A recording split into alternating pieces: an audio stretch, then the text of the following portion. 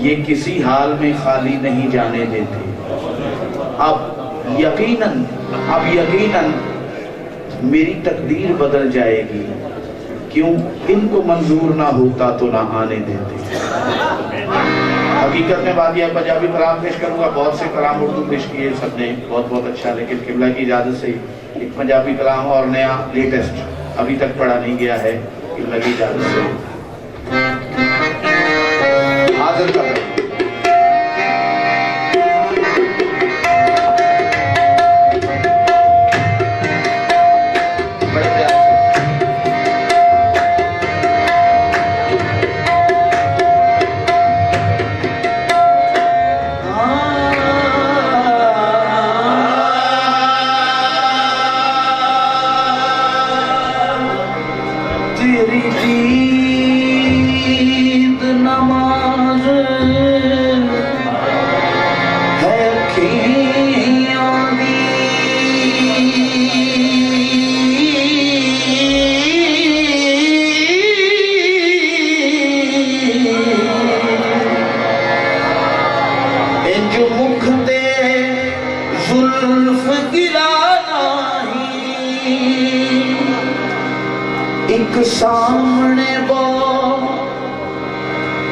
सामने बो तुझा वो दिसदारा,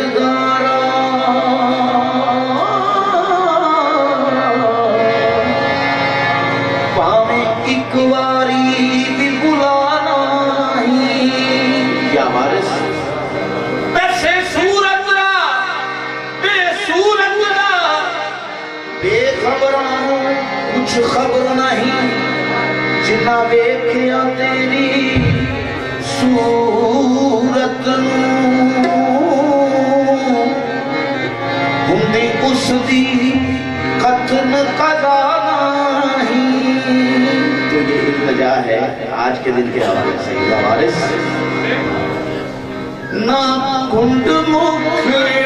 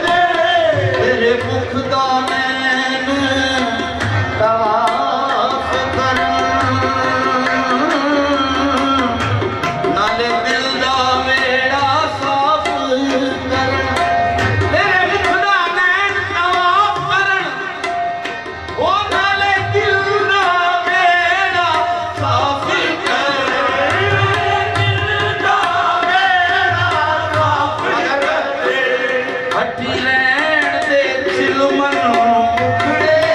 तो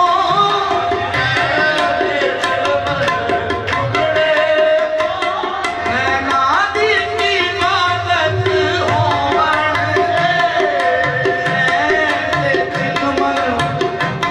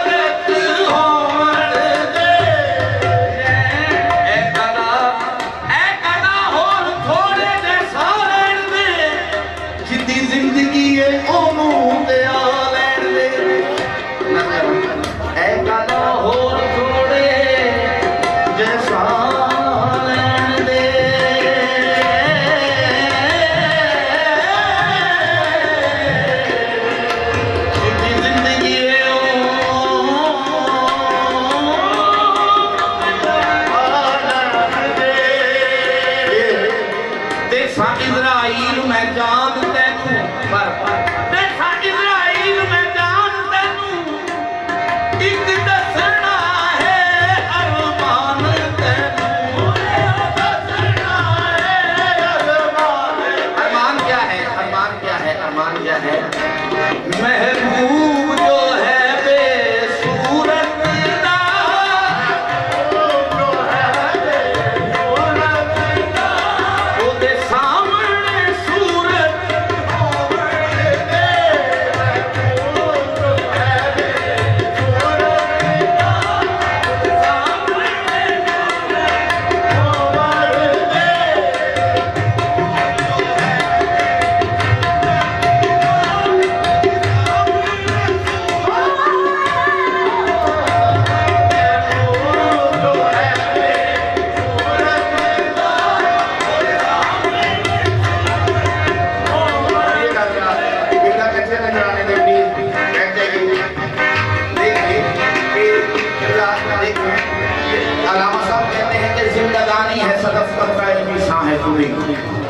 जिंदगानी है सदफ कतराए इंसान है खुली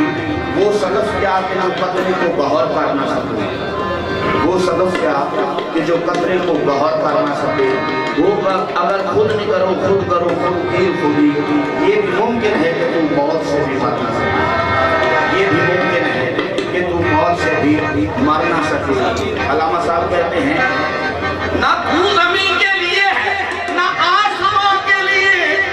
हज़रत जी आपसे गुजारिश है कि अगर तुझसे मेरा मुकद्दर न बदला अगर तुझसे मेरा मुकद्दर न बदला बताओ ये कामिल नजर किस लिए है अगर तुझसे मेरा मुकद्दर न बदला बताओ ये कामिल नजर किस लिए है ये दीवाने यूं ही अगर लौट जाएं तो ये सर किस लिए है ये दर किस लिए है ये सर किस लिए है ये दर किस लिए है इसलिए रुत लगे